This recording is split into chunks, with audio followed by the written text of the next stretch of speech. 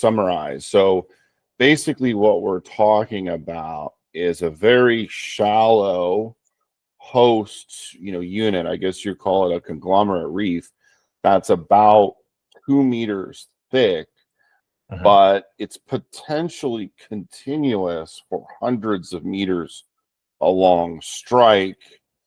So we have 2 meters thick. I'll just throw out a number. Let's say 300 meters long. It might be longer than that, but I'm just, for an example, and then 50 meters wide. And that's sort of the target area. And then we compute what the tonnage is there and then use an average grade. You said 3 grams. And then we might get a number of ounces, imputed from that. But obviously, if you can show it's more extensive along strike, if it's 500 meters, 600 meters, then you're doubling your gold ounces, right? Yeah. So right now we've put large diameter core in an area about 400 by 550 meters, sort of like a big square, and that looks great so far. We're getting areas where there's lots of material over 3 grams. Some stuff's showing 2, and we just got to basically keep infilling that, bring it to an indicated resource, and then step out and grow it.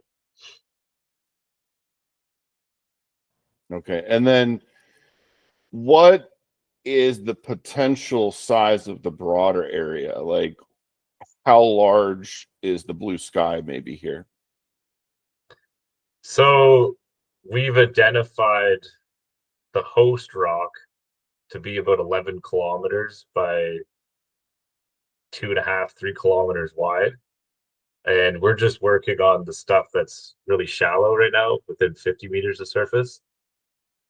So blue sky is we start drilling to the south and the northwest and find it where it's a bit deeper. And as we get a bigger exploration budget, that's something we're going to be going after. So do you know how deep it extends to? Like it has a dip to the south. How deep does it dip? So as it goes south, like where we're working right now, it is right at the base of the unit, and that's where it's about 2 meters thick.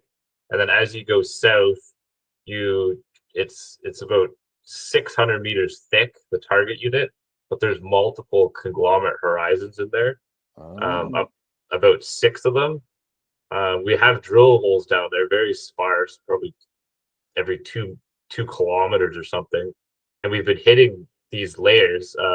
Most of them have been thin so far, so maybe 10, 15 meters thick, and they're running 4 to 20 grams. But that's not enough to mine. So knowing a paleoplacer system, you're going to get a channel through there.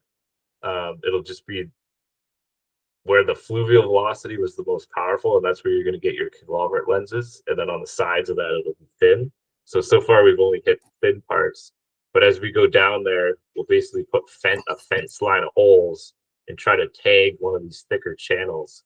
And then once you find a channel in each horizon, you can use I call it a paleovector, but it's the direction that the river system was flowing. And once you know your paleovector, you can just put another fence line and meet, like, we know ours is pretty much southeast. So once you find that channel, you just put a fence line directly south of it, and then try to tag it again, and just keep doing that. And then you could start growing more tonnage that way, a bigger resource. So that's what we would do as we get into the blue sky potential of this project.